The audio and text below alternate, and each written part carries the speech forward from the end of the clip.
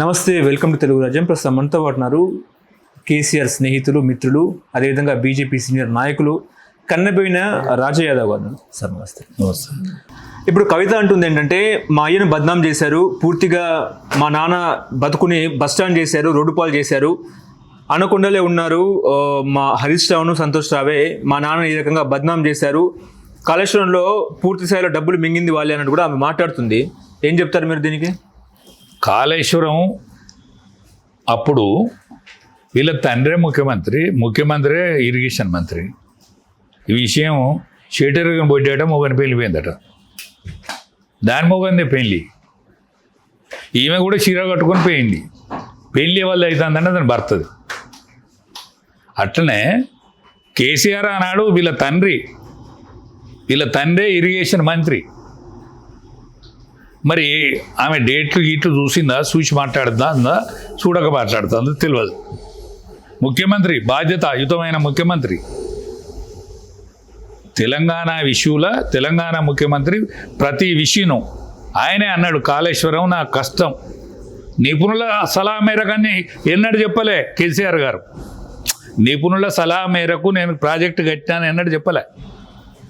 నేనే కర్త కర్మ క్రియ అన్నీ నేనే తానై నా రక్తాన్ని దారబొచ్చేసిన అన్నాడు. సరార్థ కాటన్ బ్రిటిష్ ఇంజనీర్.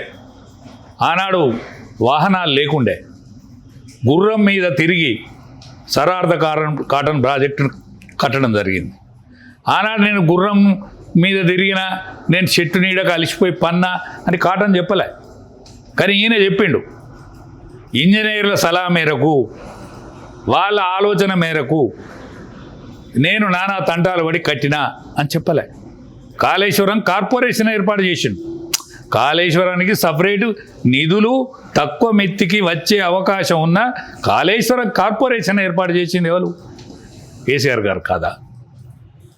ఎట్లా మాట్లాడుతుంది? ఒళ్ళు మరిచిన శివం దూలద్దు కదా. ఒళ్ళు మరిచిన శివం దూలద్దు. శివం వస్తుంది నిజమే, కానీ తన ఒళ్ళు తనకు తెలవాలి కదా. విషయము ఆనాడు కేసీఆర్కు ఉన్న పలుకుబడెంత. ఆయన స్త్రీలు మీ దగ్గర మంత్రి పదవులలో లేరంటే ఉన్నోళ్ళందరూ స్త్రీలే అన్నాడు. అంటే ఆయన ఎంత చులకనగా మాట్లాడేది మంత్రివర్గం గురించి. ఆయనకు ఎంత చిన్న చూపు ఉండేది. అటువంటిది మా నాన్న బకరా మిగతా వాళ్ళు చేసిందని అనొచ్చునా? మీ నాన్న బకరా అయితేనే నువ్వు పార్లమెంట్ మెంబర్ అయినావు. మీ నాన్న బకరగాడు కాబట్టే నువ్వు పార్లమెంట్ మెంబర్ అయినావు. నిజంగా నువ్వు పార్లమెంట్ మెంబర్ అయ్యే అర్హత లేదు నీకు, ఉద్యమంతో సంబంధం లేదు నీకు. మీ నాన్న బకరా అయ్యేపటికనే మీ అన్న అసెంబ్లీ మెంబర్ అయ్యాడు. కేకే మహేందర్ రెడ్డి అక్కడ ఖర్చులు పెట్టుకున్నాడు. అవును, తెలంగాణ ఉద్యమం కోసం ఆయనే నానా గడ్డి గరిచిండు, అనేక ఇబ్బందులు పడ్డాడు. తీర సమయానికి మీ నాన్న బకరాగాడు కాబట్టే మీ అన్నకు టికెట్ ఇచ్చిండు. మీ నాన్న బకరాగాడు కాబట్టే నిజామాబాద్లో ఎవడో కష్టపడ్డా పార్లమెంట్ టికెట్ నీకు ఇచ్చిండు. ఓడిపోయినాక కూడా మీ నాన్న బకరాగాడు కాబట్టే నీకు ఎమ్మెల్సీ టికెట్ ఇచ్చిండు. ఆనాడు తెలంగాణలో కష్టపడ్డోళ్ళు ఎంతమంది? తెలంగాణ కోదండరామ్ గారు ఏ పాత్ర వహించండి ఆనాడు? సకల జనుల సమ్మెకు సారథ్యం వహించినోడు ఎవడు? వంట వార్పుకు సారథ్యం వహించినోడు ఎవడు? టీఆర్ఎస్ కాదు కదా. 1200 మంది బలిదానాలు అయినలు. టీఆర్ఎస్ ఎవడెవడన్నా చచ్చిండా? నీ పాలోడు ఎవడన్నా చచ్చిండా? మీ ఇంటోడు ఎవడన్నా చచ్చిండా? ఎందుకు చచ్చిండ్రు? 1200 మంది అసూలు బాసిండ్రు కదా. నువ్వు తెలంగాణ బిల్లు పార్లమెంటులో ప్రవేశపెట్టినాడు. బిల్లు వచ్చిన రోజు కూడా మన ఇద్దరం ఒకటే రూములో ఉన్నాం కదా. కేసీఆర్ గారు, రాజా యాదవ్, కేసీఆర్ గారు ఒకటే రూములో ఉన్నారు. అన్నా నువ్వు పార్లమెంట్ పోతే మంచిదన్నా అంటే, అన్నా నేను ఒక్క పోషిగాన్ని, నేను పోతే ఊదు కాలది, పీరు లేవదన్నా. అక్కడ ఆమె సుష్మా స్వరాజ్ గారు గద్దించి, నువ్వు బిల్లు పెడతావా, నేను శిరోముండనం చేసుకొని పార్లమెంట్ ముందట ధర్నా చేయాలని ఒక పక్క సుష్మా స్వరాజ్ గారు గద్దిస్తుంది. సుష్మా స్వరాజ్ గారు గద్దింపుకు భయపడి ఆమె బిల్లు పెట్టాలి, ఆ బిల్లు పాస్ కావాలన్నా నేను ఒక్క పోషిగాన్ని, నేను పోతే ఎంత పోకుంటే ఎంత అని మేము ఇద్దరం ఒకటే రూములు ఉన్నాం. పార్లమెంటులో బిల్లు చర్చకు వచ్చిన రాదు మన పరిస్థితి గది. పార్లమెంట్లో పాస్ అయిన తర్వాత మళ్ళీ రాజ్యసభలో పాస్ కావాలి అన్నాడు. ఆర్థిక బిల్లు మీద చర్చ ఉన్నది. ఆ చర్చ ఉంటే విద్యాసాగర్ రావు గౌరవనీయ బొంబాయి మన మహారాష్ట్ర గవర్నర్గా పనిచేసిన, ఆనాడు హోమ్ మినిస్టర్గా పనిచేసిన విద్యాసాగర్ రావు గారు అద్వానీ గారి దగ్గర ఒక చర్చ ఉన్నది, అక్కడ పెండింగ్లు ఉంటుందా బిల్లు పాస్ కాదంటే, ఆనాడు రాజ్నాథ్ సింగ్ గారు ప్రెసిడెంట్గా ఉండే, రాజ్నాథ్ సింగ్ గారి దగ్గరికి పోయి లొల్లి పెట్టుకుంటే, అరే నేను చెప్తా పోయా అరుణ్ జైట్లీకి చెప్తా అని అరుణ్ జైట్లీకి చెప్తే, అరుణ్ జైట్లీ ఆర్థిక బిల్లును విద్యాసాగర్ రావుకి ఇస్తే విద్యాసాగర్ రావు గారే చింపేసిండు దాన్ని. అప్పుడు ఈ పురుషార్థుడు వెంకయ్య నాయుడు గారు వచ్చి నేను ఆర్థిక బిల్లు మీద మాట్లాడతా అని దత్త మండలాలు 7 మండలాలు దొబ్బిపోయిండు. ఎవరు కూడా తెలంగాణకు అన్యాయం చేసిన దరిద్రులే వీళ్ళంతా. ఆ దత్త మండలాలలో కలిసిన వారు రాజమండ్రికి మేము పోవని ఇవాళ మేము పోవని ఎడతాను ఓని ఉరుతాను వాళ్ళు. ఎవరు చేసిన పురుషార్థం కూడా తగ్గటువంటిదే. భద్రాచలం ముంపు మండలాలు ఆనాడు మేము ఆనాడు 7 మండలాల మీటింగ్ కూడా మేమే పెట్టినాం. అక్కడ కేసీఆర్ గారు రావడం జరిగింది, నేను ఇన్ఛార్జ్గా ఉంటుంది. ఇప్పుడు రేవంత్ ప్రభుత్వం ఏమో సిబిఐ విచారణ చేపట్టాలని చెప్పేసి కూడా కాళేశ్వరం ప్రాజెక్టుని సిబిఐ చేతికి ఇచ్చిన నేపథ్యంలో ఇప్పుడు బాల్ మొత్తం కూడా బీజేపీ గ్రౌండ్లో ఉందా అంటే ఏం చెప్తారు? ఒక్కటేనండి, రాష్ట్ర ప్రభుత్వాలల్లో కేంద్రం జోక్యం తీసుకోదు. ఒక కేంద్ర పాలిత ప్రాంతాల తప్ప రాష్ట్ర ప్రభుత్వాలలో సిబిఐ, కేంద్రం అంటే కేంద్రంకి ఏం సంబంధం ఉండదు, కేంద్ర ప్రభుత్వానికి కానీ కేంద్ర ప్రభుత్వం పార్టీకి కానీ సంబంధం ఉండదు. హోమ్ మినిస్ట్రీ కనసన్నలు నడుతుంది, కానీ అంటే వాళ్ళు బాధ్యులు మాత్రమే దానికి తప్ప సిబిఐ అనేది ఒక స్వతంత్ర సంస్థ. కానీ వీళ్ళు చిత్తశుద్ధితోని అన్ని విషయాలు ఏ టు జెడ్ అప్పచెప్పిల్లా కొంత వీళ్ళ దగ్గర ఉంచుకొని సిబిఐకి కూడా అనేక పనులు ఉంటాయి. సిబిఐకి వాళ్ళకు తీర్పాటంగా ఉండరు, దీన్నే పరిష్కరించాలని ఉండదు.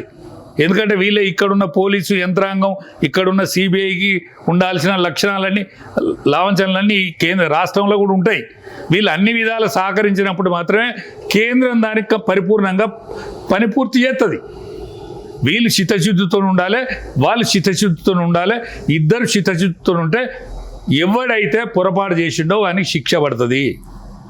ఇప్పుడు ఒకే దెబ్బకు 2 పిట్టలు అన్నట్టు కూడా రేవంత్ రెడ్డి ఇద్దరిని 2 పార్టీలను స్కెచ్ వేసిందని అనుకోవచ్చా? రేవంత్ రెడ్డి పిట్ట కొట్టేటోడు, ఉండిలో ఉన్నోడు, రేవు తెలిసినోడు అని చెప్పు. రేవంత్ రెడ్డికి రేవు తెలుసు. ఏం రేవు తెలుసు? ఆయన తెలుగుదేశం పార్టీ, ఆయన కాంగ్రెస్ పార్టీకి అధ్యక్షుడు కాగలిగాడు, కాంగ్రెస్ పార్టీకి మెజారిటీ వచ్చిన క్రమంలో ముఖ్యమంత్రి కాగలిగాడు. కేంద్రాన్ని ఎట్లా అరుచుకోవాలి, కేంద్రంలో ఉన్న వాళ్ళ పార్టీని ఏ విధంగా మలుపు తిప్పుకోవాలనే రేవు తెలిసినోడు రేవంత్ రెడ్డి తప్ప ఆయన ఉండీలో పెట్టి కొడితే 2 పిట్టల కింద పడతాయి. ఆయన పిట్టకే పానం లేదు. ఆయన రాహుల్ గాంధీ, ఆయన పేరు రాహుల్ గాంధీ కాదు, సోనియా గాంధీ కాదు, ఆమె సోనియమ్మ, ఆయన రాహుల్ ఖాన్. ఇందిరమ్మే ఇందిరాగాంధీ కాదు. నెహ్రూకును గాంధీకి ఏం సంబంధం అండి? నెహ్రూ కోట ఆయనే, నెహ్రూ బాపన ఆయనే, ఏది కశ్మీరీ పండిట్. ఈయన ఎక్కడ? గుజరాతీ కోమట ఆయనే. ఆయనకు ఏం సంబంధం? ఆ గాంధీని ఈయనకు వీళ్ళు అంటగట్టుకొని ఇంకా ఎన్నాళ్ళు మోసం చేస్తారు ఈ ప్రజానీకాన్ని, ఈ భారతదేశాన్ని ఇంకెన్నాళ్ళు భ్రష్టు పట్టిస్తారు. ఫిరోజ్ గాండే కదండి ఇప్పుడు ఇందిరాగాంధీ భర్త పేరు ఫిరోజ్ గాండే. ఫిరోజ్ ఖాన్ వాళ్ళు ఎక్కడ పెళ్ళి అయింది? ఇందిరాగాంధీ పెళ్ళి లండన్లో అయింది. లండన్లో అయినది మన హిందూ సంస్కృతి ప్రకారం ఈ భారతదేశంలో ఇంటి పేరు ఎందుకు మారుతుంది? స్త్రీకి ఎందుకు మారాలి? అలాంటి పరిస్థితులు ఎందుకు ఉన్నాయి? ఎన్నాళ్ళు తిప్పల పడితే ఇంటి పేరు ఏదైనా పెట్టుకోవచ్చు అని అన్నారు. ఆనాడైతే లేదు కదా. నెహ్రూ కాలంలో పెళ్ళి అయిన నాడు కమలా నెహ్రూ ఎట్లయింది?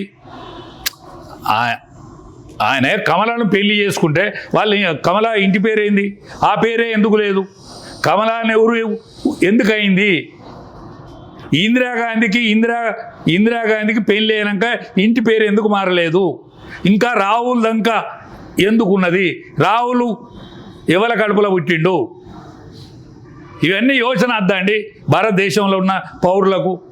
మా తరం అంటే ఇంటి తరం, మీ తరం అన్న పట్టించుకోవద్దా? మా తరం అంటే ఇంటి తరం అండి, మేము ఏమేం చెప్తే అది తిన్నాం. ఇప్పుడు సిబిఐ విషయంలో రేవంత్ ప్రభుత్వము కేసీఆర్ అరెస్ట్ చేసే అవకాశం ఉందా? చిత్తశుద్ధితో ఉండాలి. ఈయనకు అరెస్ట్ చేసే అధికారం ఉండదు. సిబిఐకి అప్పచెప్పినాక సిబిఐ అరెస్ట్ చేస్తుంది. చిత్తశుద్ధితో ఉండాలి.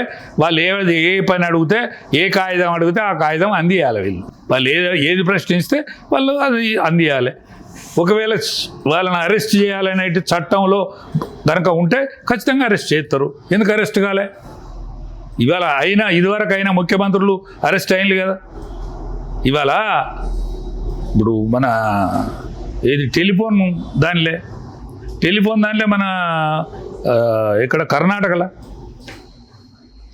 ఆయన చాలా పేరుండు, ఆయన కూడా అయింది కదా. ఏది ఉంటే చట్టంలో ఏది ఉంటే కదా. నిజంగా 1,00,000 కోట్ల అవినీతి జరిగిందా కాళేశ్వరంలో? ఎంత అవినీతి జరుగుతుందా దాని ప్రకారం ఉంటుంది, లెక్క ప్రకారం ఉంటుంది. దాని పేరు 1,00,000 ఇవన్నీ అనుడు. ఇప్పుడు పాటకు అందంగా ఉండాలని ముక్కోటి తెలంగాణ అన్నారు. ముక్కోటి ఉన్నదా, 2 లేవా, 4 తక్కువ ఉన్నాయా, అది వేరే పుంచట. ముక్కోటి తెలంగాణ అన్నారు. 1,00,000 కోట్లు అంటే దానికి కొద్దిగా క్లారిటీగా మంచిగా అందంగా పదజాలం మంచుకున్నది కాబట్టి 1,00,000 కోట్లు. 1,00,000 లెక్క పెట్టినాడే, 1,00,000 లెక్క పెట్టిలా. ఇప్పుడు కేసీఆర్కి ఈ పరిస్థితి ఎందుకు వచ్చిందంటారు? తెలంగాణ సొమ్ము ఉసురు తలిగిన నిజాం నవాబు కానీ, దొరలు కానీ, ఆ గడియలు కానీ అవన్నీ కుషించిపోతున్నాయి. ఎందుకు వచ్చింది? ఉసురు బాధ. తెలంగాణ బాధలల్లా పుట్టిన సొమ్ము ఏదైతున్నదో ఎవరిని నిమ్మలంగా ఉండని లేదు, వీళ్ళు కూడా నిమ్మలంగా ఉండరు. అంతే. ఈ మధ్యలో ఫోన్ చేశారా కేసీఆర్ని? లేదండి, కానీ నేను అప్పుడప్పుడు వాళ్ళ దానిలో అంతరంగికులంతా నాకు దగ్గరే ఉంటారు కాబట్టి ఆయన హెల్త్ గురించి తెలుసుకుంటాను. నేను ఎప్పటికీ హెల్త్ అయితే మంచిగా లేదు అని వింటాను. హలో, తెలుగు రాజ్యం ఛానల్ చూస్తున్నారా?